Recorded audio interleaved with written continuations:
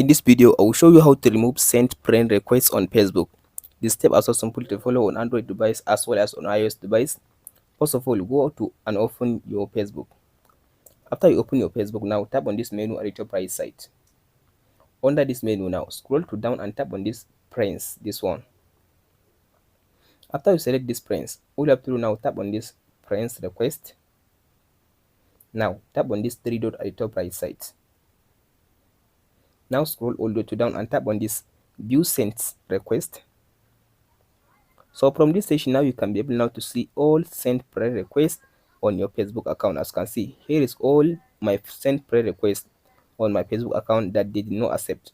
So if you want to remove them, all you have to do now, tap on this cancel button to cancel the friend request that you sent to them. As you can see now, by tapping on this cancel now, it canceling my friend request to these people that I sent to them and they did not accept it since like 2 years. As you can see now, in this session now you can be able to see the date that you send the friend request. Hope this video helps you out. Don't forget to like and subscribe. If you have any question, please let me know in the comment section below. Thank you for watching. We'll meet in the next video.